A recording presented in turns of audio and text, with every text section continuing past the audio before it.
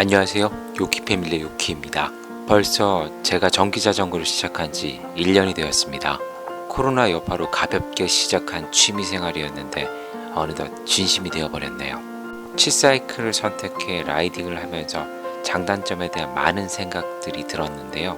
그래서 오늘은 딱 1년 타본 치사이클 장단점으로 이야기해 보겠습니다. 먼저 장점부터 말해 볼게요. 첫째, 전기 자전거 중에 매우 가벼운 편. 이건 정말 최대의 장점입니다. 대부분 무거운 전기 자전거를 구매하신 분들은 그로 인해 힘들어 하시던데 치사이클은 그런 게 없네요.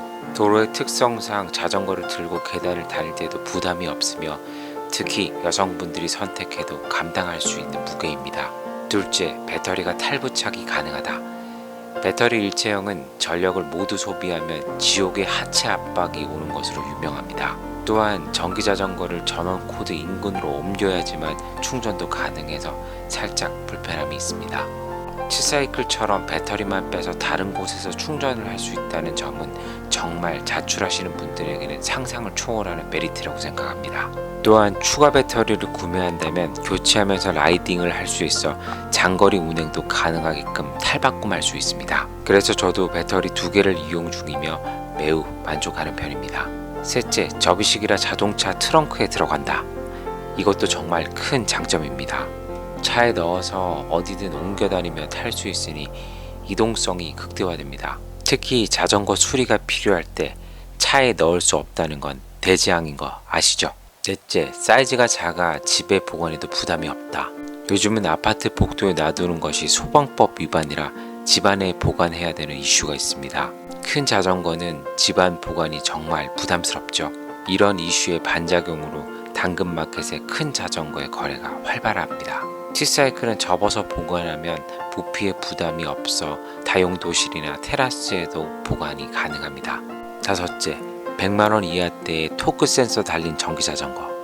토크 센서의 중요성은 운동을 하기 위해 파스 방식의 전기자전거를 선택하시는 분들이라면 절대적입니다.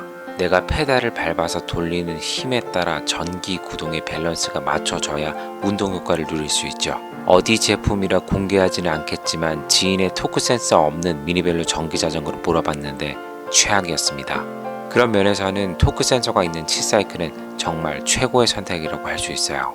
다음은 단점을 이야기해 볼게요. 첫째, 배터리가 오래가지 않습니다. 솔직히 광고하는 운행 거리는 확실히 평지 기준입니다. 대부분 오르막과 내리막에 대한 복합 연비를 감안하지 않은 것이 분명해 보입니다. 홍보용 스펙에서는 에코 모드로 60km를 달릴 수 있다고 했지만 테스트를 위해 순수 100% 에코 모드로 평지로만 달려봤는데 47km를 사용할 수 있었네요. 또한 오르막과 평지를 반복하면 배터리는 확실히 더 줄어듭니다.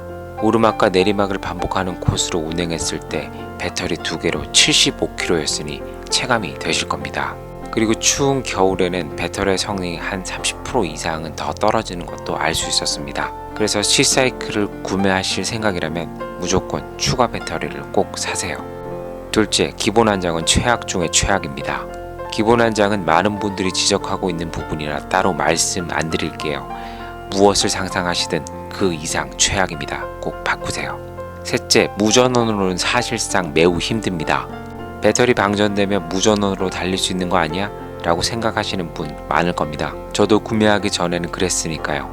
그러나 그런 생각은 기억 속에서 지우시는 게 좋습니다. 전기 모터가 달린 치사이클은 생각보다 무전원 라이딩은 매우 힘든 편이며 심지어 평지에서조차 무전원으로 구동하는 것은 허벅지에 압박이 심합니다. 넷째, 브레이크가 살짝 위험합니다. 순정 브레이크의 경우 밀림 현상이 심한 편입니다. 그래서 튜닝하실 것을 권장드립니다. 저도 많은 킬로미터를 달리면서 약간 위험한 장면이 한두 번 있어 가슴을 쓸어 내린 적이 많습니다. 치사이클 브레이크 교체에 대한 소개가 가장 잘 되어 있는 바리스타 맥심님의 링크를 걸어두겠습니다. 아래서 확인하시고 꼭 변경하실 것을 당부드립니다. 저 역시 부품만 구매하고 아직 변경하진 않았지만 정말 꼭 필수입니다. 다섯째, 낮에 계기판이 잘 보이지 않아요. 순정 계기판의 기능 중에 가장 중요한 것이 에코, 노말, 최대를 전환하는 화면입니다. 그래야 연비를 컨트롤할 수 있으니까요. 그런데 하필 글자의 색이 빨강이라 한낮에는 잘 보이지가 않습니다. 이제는 감으로 하고 있지만 주행하다 보면 좀 답답하다는 생각이 많이 들었습니다. 여섯째, 서스펜션이 없어요. 미니벨로 타입의 자전거는 대부분 서스펜션이 없습니다. 덕분에 노면의 모든 충격이 엉덩이로 그대로 전달되는 편입니다. 자전거 라이딩에 하체 단련이 충분히 되어 있지 않은 분들이라면 살짝 통증이 유발될 수도 있습니다. 그러나 사실 미니벨로에 서스펜션까지 넣는다면 장점이 무게를 더 늘리는 꼴이 되니 선택적 손실이라고 생각이 되네요. 1년간 치사이클을 타고 다니며 느낀 저의 장단점을 여러분들에게 공유해 봤는데요. 처음 치사이클을 구매하기 위해 고민하시는 분들에게 도움이 되셨으면 좋겠습니다. 그럼 오늘 영상은 여기까지 마치겠습니다. 또 뵐게요. 감사합니다.